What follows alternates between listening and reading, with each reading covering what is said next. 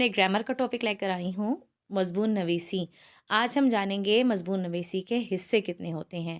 آپ کے سامنے اسکرین پہ آپ کو نظر آ رہا ہوگا کہ مضمون نویسی کے 3 حصے ہوتے ہیں: تمہید، نفس مضمون اور خاتمہ۔ تمہید کسے کہتے ہیں؟ تمہید کہتے ہیں کوئی بھی بات شروع کرنے سے پہلے اس کا حوالہ دینا، کسی بھی بات کی تعریف بیان کر دینا تمہید کے معنوں میں آتا ہے۔ مثال کے طور پر اگر میں آپ کو کہوں کہ صبح کی سیر کے اوپر مضمون لکھیں، تو صبح کی سیر سے پہلے جو کچھ بیان کیا جاتا ہے کہ صبح کی سیر کے لیے پہلے اٹھنا بہت ضروری ہے، فجر کی نماز ادا کرنا بہت ضروری ہے، یہ کیا جا رہا ہوتا ہے، تمہید باندھی جا رہی ہوتی ہے صبح کی سیر کے مضمون کی۔ اس کے بعد آتا ہے نفس مضمون۔ نفس مضمون میں جو مضمون لکھا جا رہا ہے اس کا حوالہ دیا جاتا ہے، احادیث کی روشنی میں بیان کیا جاتا ہے، دلائل دیے جاتے ہیں، مخالفت میں حمایت میں دلائل دیے جاتے ہیں۔ اس کے بعد پھر آتا ہے خاتمہ۔ خاتمے میں ہم اختتام کرتے ہیں۔ جو ٹاپک ہمارے سامنے ہے، جو عنوان ہمارے سامنے ہے، جس پہ ہم نے اپنا مضمون لکھنا ہے، اس کا خاتمہ کرنے کے لیے ہمیں اس پہ عمل کرنا ضروری ہے، اور یہ معاشرے میں کتنا اہم کردار ادا کرتا ہے۔ جو بھی عنوان ہے جس کے اوپر ہمیں مضمون لکھنا ہے، یہ معاشرے میں کتنا اہم کردار ادا کرتا ہے، ہمیں اس پہ عمل کرنا ہے، مستقبل میں ہم کیا کریں گے۔ خاتمے میں ہمیشہ امید باندھی جاتی ہے، تو پھر خاتمہ کیا جاتا ہے۔ اب ہم چلتے ہیں مضمون نویسی کے اصول و ضوابط پر، کہ مضمون لکھنے کے کیا اصول و ضوابط ہیں۔ سب سے پہلے اگر آپ کو میں نے اس سے پہلے بتایا تھا کہ مضمون کے حصے ہیں 3: تمہید، نفس مضمون اور خاتمہ۔ اب تمہید میں کیا آئے گا؟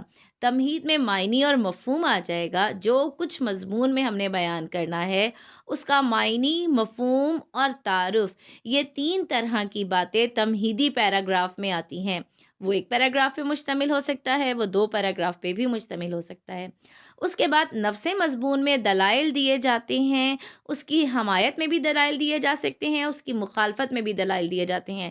کچھ مضامین ایسے ہیں جس کی حمایت اور مخالفت دونوں میں دلائل دیے جاتے ہیں۔ مثال کے طور پر اگر میں کہوں کہ سوشل میڈیا کے فوائد اور نقصانات، تو کیا ہوگا کہ فوائد پر بھی دلائل دیے جائیں گے، نقصانات پر بھی دلائل دیے جائیں گے۔ اسی طرح اگر میں آپ کے سامنے مضمون رکھ دوں صبح کی سیر، تو اس کے منفی پہلو کوئی بھی نہیں ہے۔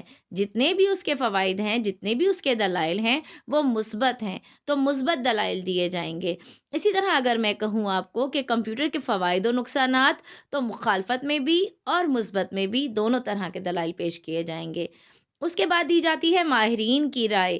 مثال کے طور پر اگر صبح کی سیر ہی کا عنوان ہم لے کے چلیں، تو ماہرین اس کے بارے میں کیا کہتے ہیں کہ جو لوگ صبح اٹھے انہوں نے اپنی زندگیاں کس طرح گزاریں، یا جو لوگ صبح اٹھتے ہیں ان کی زندگی کس طرح شاندار ہوتی ہے، ان کی زندگی میں کیا کیا کامیابیاں انہیں ملتی ہیں۔ ایک اور بات یہاں بتاتی چلوں کہ جب کبھی ہم مضمون لکھتے ہیں تو پیراگراف کا آپس میں ترتیب پانا اور تسلسل ہونا بہت ضروری ہے۔ اگر ہم کوئی بھی مضمون لکھ رہے ہیں اور پیراگراف کے درمیان ربط نہیں ہے، ترتیب نہیں ہے، تسلسل نہیں ہے، تو وہ ہمارا مضمون اتنا جاندار نہیں ہوتا۔ مضمون لکھتے وقت first paragraph, second paragraph, third paragraph ایک ترتیب اور تسلسل کے ساتھ چلتا ہے۔ اگر ہمارے پیراگراف میں یہ ترتیب و تسلسل نہ ہو، اس کا فقدان ہو، تو جو مضمون ہم نے لکھا ہے وہ اتنا صحیح نہیں ہوگا، اتنا قابل قبول نہیں ہوگا، ٹھیک ہے؟ تو ترتیب اور تسلسل کا پایا جانا بہت ضروری ہے۔ اس کے بعد اس کے اصولوں میں طرز بیاں بہت امپورٹنٹ کردار ادا کرتا ہے۔ طرز بیاں کو بہت خاص مقام حاصل ہے۔ جو کچھ میں مضمون میں بیان کر رہی ہوں، آیا میرا لب و لہجہ اس میں کیا ہے، میں نے کون سی زبان استعمال کی ہے، میں نے زبان کی سطح کیا رکھی ہے، جو اردو زبان میں استعمال کر رہی ہوں اس کی سطح میں نے کیا رکھی ہے، آیا میں نے اخلاق سے گری ہوئی باتیں تو اس میں نہیں بیان کر دیں، یا پھر میں نے کچھ ایسے الفاظ تو نہیں استعمال کیے جو کسی کے مقام و مرتبے کے مطابق ٹھیک نہیں تھے۔ یہ تمام باتیں مضمون لکھتے ہوئے بہت خاص مقام رکھتی ہیں۔ صحت ज़ुबान मैंने आपको पहले बता दिया कि जो ज़ुबान मैं इस्तेमाल कर रही हूँ उसकी सेहत कैसी है। आया मैंने जो भी मज़मून लिखा उसमें मैंने आपके अल्फ़ाज़ इस्तेमाल किए हैं, मैंने तुम के अल्फ़ाज़ इस्तेमाल किए, या इसके अलावा मैंने और कोई ऐसे अल्फ़ाज़ इस्तेमाल कर लिए जो उर्दू ज़ुबान में अहमियत नहीं रखते, उर्दू ज़ुबान में इस्तेमाल नहीं किए जाते, तो क्या होगा कि मेरा मज़मून इतना काबिल कबूल नहीं होगा, माशरे में ख़ास किरदार नहीं अदा करेगा, पढ़ने वाले के ज़हन में अच्छा तासुर नहीं देगा। अब हम चलते हैं मौज़ू से मुतल्लिक़ा कुरानी आयात।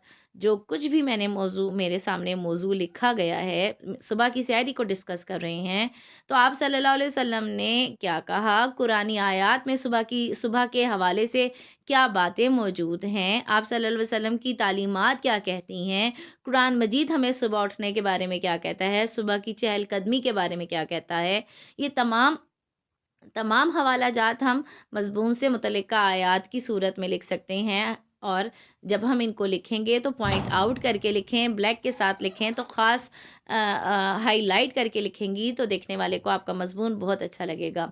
उसके बाद आता है तारीख़ी पहलू से रोशनास कराना। मैंने आपको पहले बता दिया था, वो तमाम लोग जो सुबह की सैर पर पाबंदी से अमल करते हैं, उन्होंने अपनी ज़िंदगियों में क्या क्या हासिल किया, वो हमारे पास तारीख़ी पहलू होंगे। कायदे-आज़म ने अपनी ज़िंदगी में किस तरह सुबह की सैर को अपनाया, इल्लामा इक़बाल ने किस तरह अपनाया, वो तमाम शख्सियात जो ज़िंदगी में कुछ बन गई हैं, उन्होंने सुबह की सैर में किस तरह अपने आप को सुबह की सैर का आदी बनाया और क्या-क्या तरक्कियाँ हासिल की। ये तमाम बातें पैराग्राफ की सूरत में लिखी जाती हैं। और ख़ात्मे में हम क्या करते हैं, एक उम्मीद पैदा कर देते हैं, एक उम्मीद उजागर कर देते हैं कि हमें भी चाहिए कि हम सुबह की सैर के लिए अपने लिए वक़्त निकालें, सुबह की सैर पे जाएँ, ताकि हमारी ज़िंदगी अच्छी हो सके, हमारे मामूलात बेहतर तौर पर गुज़र सकें। बहुत शुक्रिया।